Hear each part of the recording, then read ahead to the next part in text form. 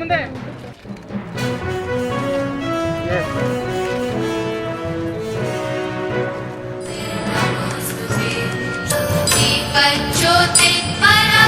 ಸುರಾಜು ರೆಡ್ಡಿ ಅವರು ಸಭಾಧ್ಯಕ್ಷರು, ಸಭಾಪತಿಗಳು ಇಬ್ಬರು.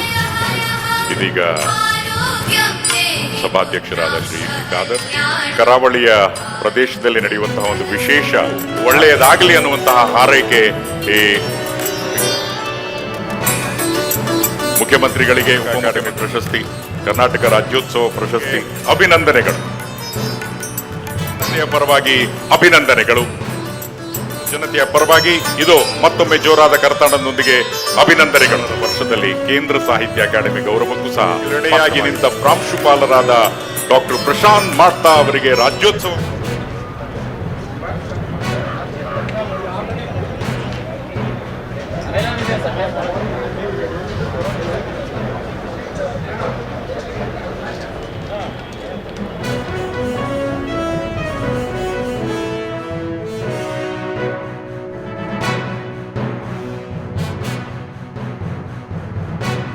ಜೊತೆಗೆ ನಾವೆಲ್ಲರೂ ಕೂಡ ಮನುಷ್ಯರಾಗಲಿಕ್ಕೆ ಪ್ರಯತ್ನವನ್ನು ಮಾಡಿ.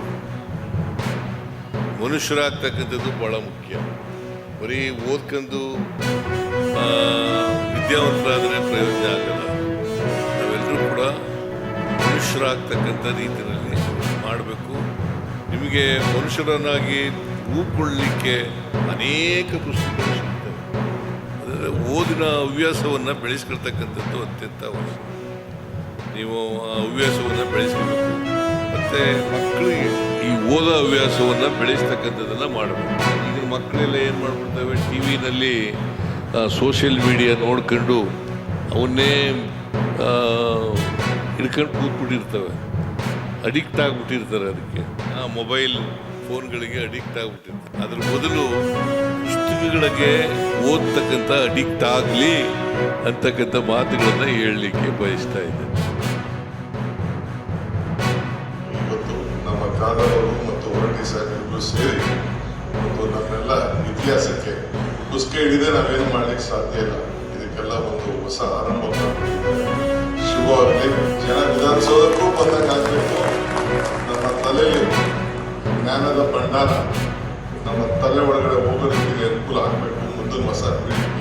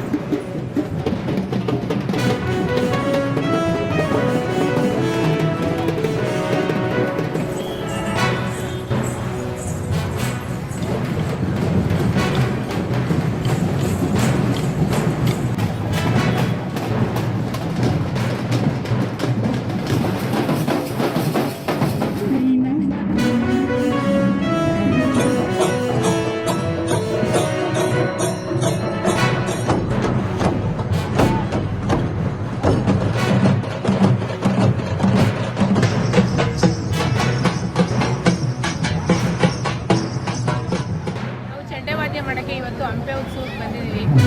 ಚಂಡೆ ಅಂತ ಅಂದರೆ ನಮ್ಗೆ 5 ವರ್ಷದಿಂದ ನಮ್ಗೆ ತುಂಬ ಇಷ್ಟ ಆಗುತ್ತೆ. ಈ ವರ್ಷದಲ್ಲಿ ನಾನು ಸ್ನೇಹಿತರಿಗೆಲ್ಲ ಹೇಳಿದೆ, ನಾನು ಚಂಡೆ ಬಗ್ಗೆ ಕಲಿಯೋಣ ಅಂತ ಹೇಳಿದೆ. ಎಲ್ಲರೂ ಆಸಕ್ತಿ ತೋರಿಸಿ ಎಲ್ಲರೂ ಕಲಿತು. ಮೊದಲನೇ ಕಾರ್ಯಕ್ರಮ ನಮ್ಮ ನಿನ್ನೆ ತುಂಗ ಆರತಿ ಆಯಿತು. ಹೋದ ವರ್ಷಕ್ಕಿಂತ 100 ಪಟ್ಟು ಚೆನ್ನಾಗಿ ಆಯಿತು ಸರ್. ಹೋದ ವರ್ಷ ನಾವು ನೋಡಿದ್ದು ಜನಸಂಖ್ಯೆ ಬರ್ತಾರೋ ಇಲ್ಲ ಅನ್ನೋದು ಆ ಥರ ಇತ್ತು ಹೋದ ವರ್ಷ. ಆದರೆ ಈ ಸಾರಿ ಜನ ಅವ್ರ ಇಚ್ಛೆಯಿಂದ ಎಲ್ಲರೂ ಹೊರಗೆ ಬಂದು ಅಂಬಾರಿನ ಭುವನೇಶ್ವರಿ ತಾಯಿನ ಸ್ವಾಗತ ಮಾಡಿದರು.